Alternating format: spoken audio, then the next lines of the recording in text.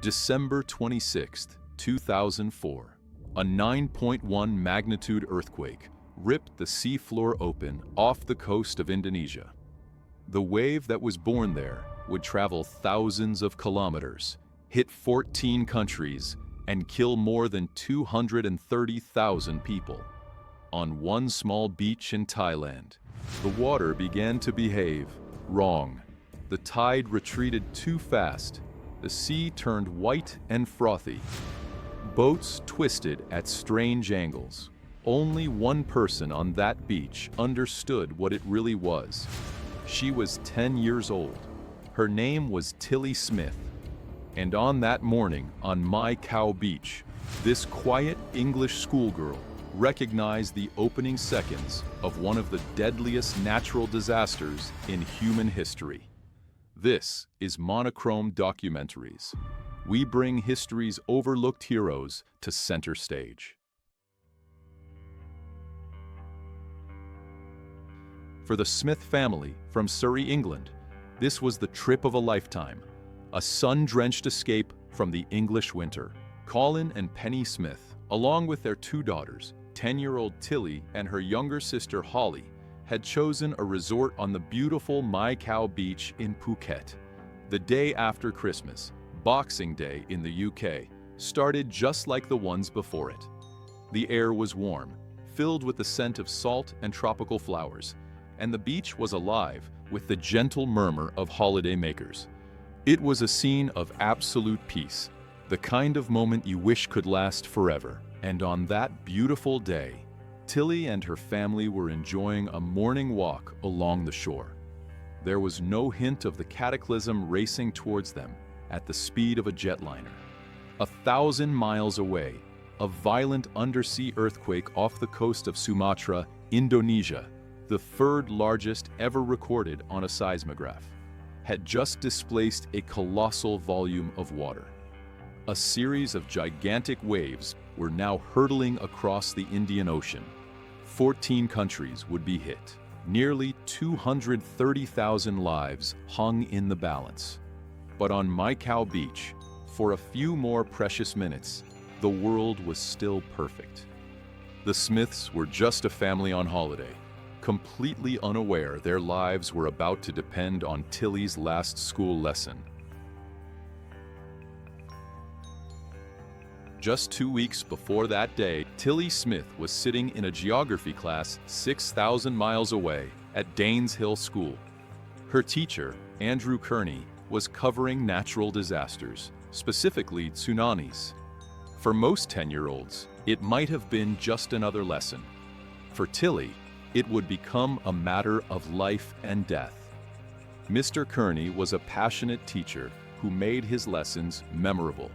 He didn't just talk about tsunamis, he showed them. The class watched grainy footage of a tsunami that had struck Hawaii in 1946.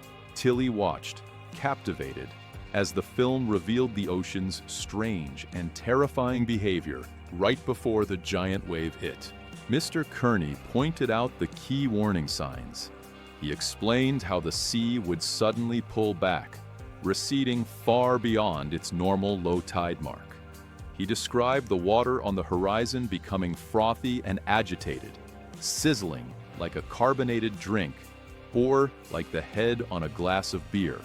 And he emphasized the most counterintuitive part. The waves wouldn't be classic curling surfers' waves. Instead, the water would just surge forward as a relentless, rising wall. Tilly absorbed every detail, or so she thought in the moment. The images felt etched into her mind. But that kind of knowledge can be slippery when it matters most. It would be tested in a way no classroom could fully replicate.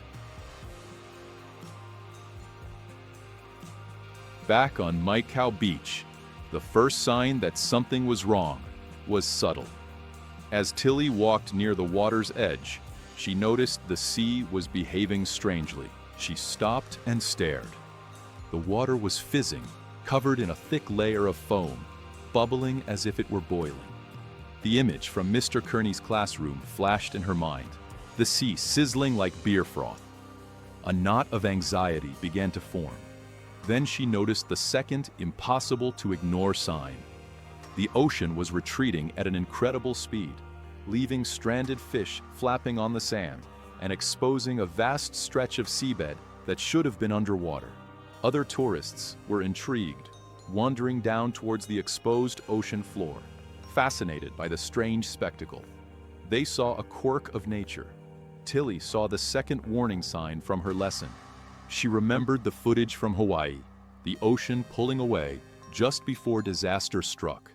Then came the final confirmation. Looking to the horizon, she saw the sea beginning to swell, not into a normal wave, but a dark line that was steadily growing. As she later recalled, the water wasn't going in and out, it was just coming in and in and in. In that moment, the abstract lesson became a terrifying reality.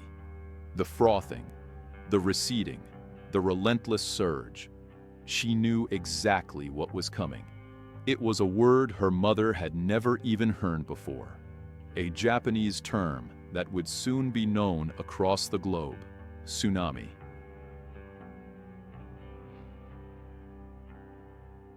A primal fear seized Tilly and propelled her into action. While others stood mesmerized, she turned and ran to her parents, her voice trembling with certainty. "Tsunami," she said, trying to explain the strange word and the even stranger things the sea was doing. "There's going to be a tsunami." Her mother, Penny, was confused and tried to reassure her, thinking it was just an unusual tide. She saw her 10-year-old daughter having what she later described as a fit. Tilly's terror seemed completely out of place against the calm curiosity of the other beachgoers. But Tilly was relentless. The images from her lesson were too vivid, the danger too real. Why couldn't they see it? Why wouldn't they listen? Every second they stood there was a second closer to the catastrophe she knew was coming. Her screams intensified. "I'm going. I'm definitely going," she cried, her voice cracking with desperation. "There is definitely going to be a tsunami."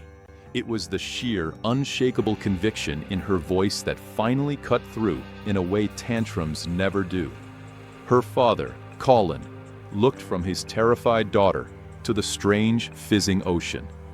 He didn't understand the science, but he understood the genuine terror in his daughter's eyes. This wasn't a tantrum. This was real, and he had to make a call. Trusting the raw fear in his daughter's eyes, Colin Smith scooped up his younger daughter, Holly, grabbed Tilly's hand, and urged Penny to follow. As they ran towards their hotel, Colin knew he had to warn others. He spotted a hotel security guard and ran towards him with a frantic Tilly in tow. He tried to explain, pointing to the bizarre sea and relaying Tilly's warnings. The guard listened, likely skeptical. Tilly said the word again. The guard, hearing tsunami, paused and registered it. He didn't immediately sound a triumphant alarm. He made a call, checked his bearings, and then acted. He grabbed his radio and began shouting into it, not because he was certain, but because hesitation would be fatal. The time for curiosity had narrowed to almost nothing. Tilly's classroom memory had forced him to make that split-second decision. The guard's urgent voice, crackling over his radio and amplified by his shouts, shattered the strange tranquility on the beach. The message spread like wildfire. "Tsunami, get off the beach, run to the hotel." What had been a slow, curious drift towards the water's edge just minutes before became a stampede in the opposite direction. People abandoned their towels and books and simply ran. The sight of hotel staff frantically waving and shouting, combined with the Smith family's desperate flight, convinced even the most skeptical. wonder shifted to pure terror. The target was the hotel, a solid, multi-story structure set back from the sand. The goal was height. The guard ordered everyone to get to the second floor or higher. People scrambled up the stairs, crowding onto the balconies of the second-floor rooms, hearts pounding. Among the last to reach safety was Tilly's mother, Penny, the reality of the situation having hit her with full force. While they raced towards safety, quiet, real-life heroes like Tilly deserve to be brought into the light. A simple request: do subscribe. Making sure their stories are told is our life's mission. From the safety of the hotel's upper floors, more than 100 people, tourists and staff alike, looked back at the beach they had just fled. They stared out at the menacing dark line on the horizon, swelling and moving towards them with unnatural speed. Just as Tilly's lesson had described, there were no curling whitecaps, just a vast, churning wall of water.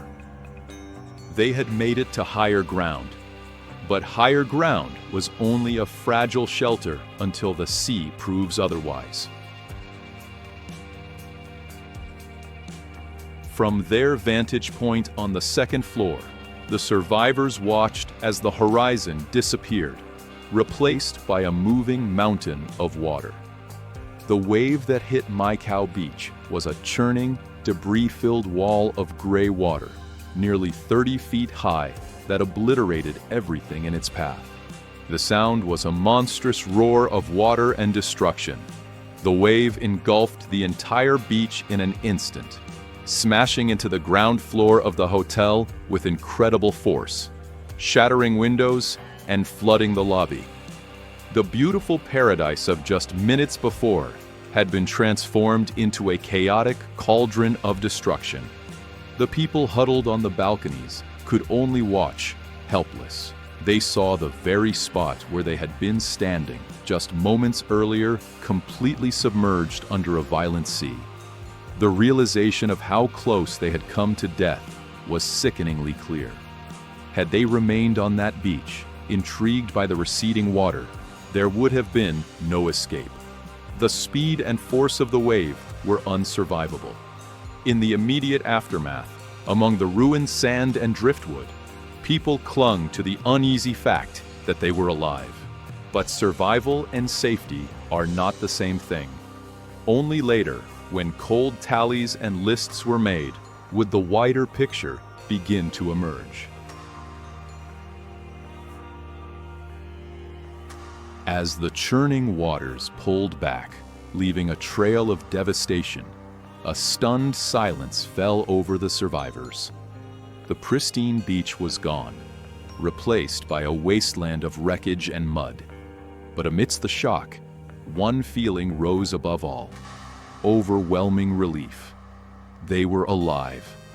Slowly, the story of what had happened circulated among the dazed tourists and staff. It wasn't an official siren that had saved them. It was a little English girl. They pointed to Tilly Smith, now being comforted by her parents, and the whispers grew into a wave of gratitude. She was the one who had seen it coming, the one who had screamed and refused to be silenced. Yet even gratitude can feel thin against so much loss. Questions about what if and what about the others echoed as much as praise. In the days that followed, as the world grappled with the scale of the Indian Ocean tsunami, the story of Maicao Beach stood out as a beacon of hope. News outlets picked up the story, and Tilly was given a nickname that would stick: the Angel of the Beach. Back home in England, Tilly found herself grappling with a complex mix of emotions. She was proud she had remembered her lesson and found the courage to speak up. But alongside the pride was a heavier emotion: survivor's guilt. Tilly was haunted by the scale of the tragedy. While she had saved 100 people on that stretch of sand, nearly 230,000 had perished across the region. She saw the devastating images on the news and couldn't help but feel the immense weight of the catastrophe. It was a heavy burden for a 10-year-old to carry. This internal conflict shaped her public response. Whenever praised for her actions, she consistently deflected the credit to her teacher, Andrew Kearney. She saw herself not as a hero, but as the messenger. Her famous quote, "If it wasn't for Mr. Kearney, then I would probably be dead, and so would my family," became her mantra. It was a powerful testament to the impact of a single lesson. The legacy of Tilly Smith and the 2004 tsunami is twofold. First, there are the 100 people who went home to their families instead of becoming statistics in a global tragedy. And second, education is not an abstract exercise. It's a tool for survival. It reminds us that the most important warnings don't always come from sirens or screens, but from the simple, powerful act of learning and having the courage to act on what you know. Thanks for watching.